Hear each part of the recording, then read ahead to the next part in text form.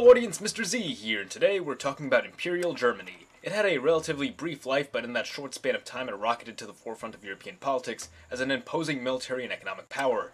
Despite this up-and-coming empire's tremendous capability, it still found itself caught much outside of the Anglo-centric world order, many of the old powers being fearful and untrusting of Germany, whose history ran bold with war and conquest.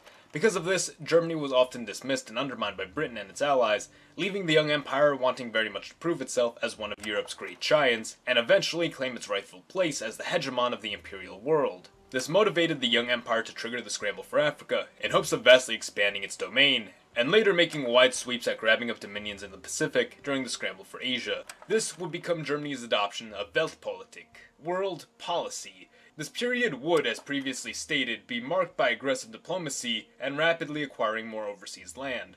Most of you are familiar with Germany's colonies in Africa and their hopes of establishing a great Middle Africa Reichskolony. The more informed among you will be familiar with Germany's ambitions in the Pacific, but probably only a very small portion of you are familiar with Germany's ambitions of establishing colonies in the Americas, most specifically eyeing the Caribbean, Central, and South America. This is why Germany supported Mexican rebels during the Mexican-US border war, and why of all the countries in the world, Germany supposedly sent the Zimmerman telegraph to Mexico. Early on, Germany had hoped to snatch away Puerto Rico and Cuba from Spain, but then the US came and stole the opportunity. So Germany said, well hell, the US stole my exotic chicks, I'll just need to fight the US to win them back. So Germany drew up plans to invade New York and Boston by sea. Germany wanted to launch an invasion of the US. Not the best idea. And most officers at the time thought so too. Germany had nowhere near as many ships or as formidable a navy to sail across the Atlantic and invade the US directly. Remember, Germany on land is nearly unstoppable. Germany at sea, not so much.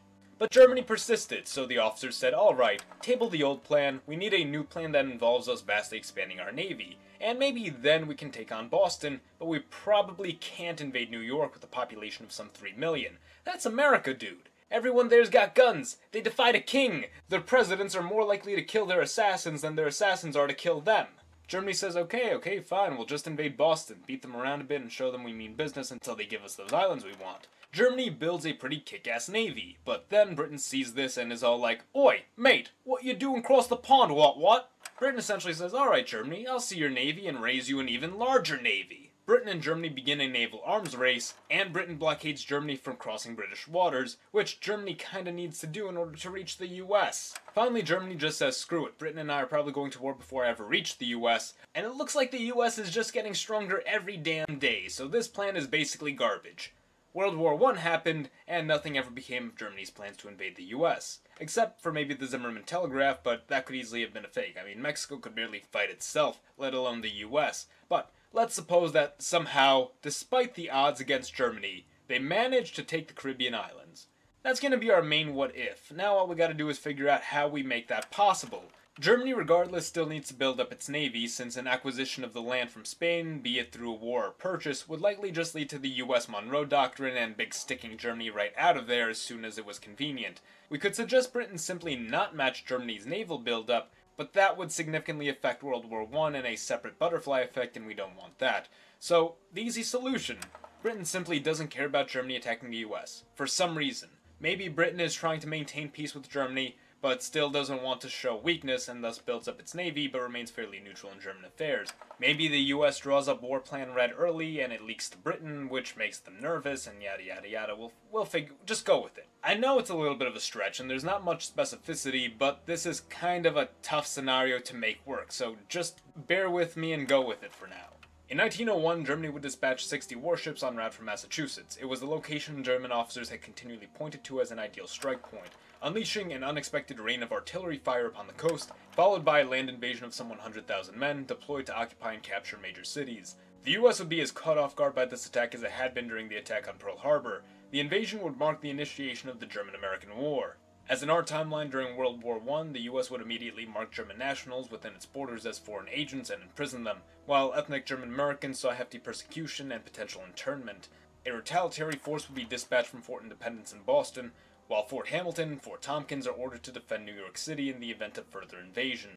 German forces do concentrate on Massachusetts, but if conditions are appropriate, would be given permission to invade further southward into the cities of Newport, New York, and Newark.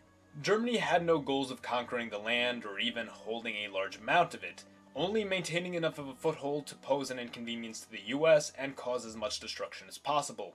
This was not about beating the US, only making the toll of war costly enough to bring them to the negotiation table. As in basically the same tactic the US had used against Britain in the Revolution.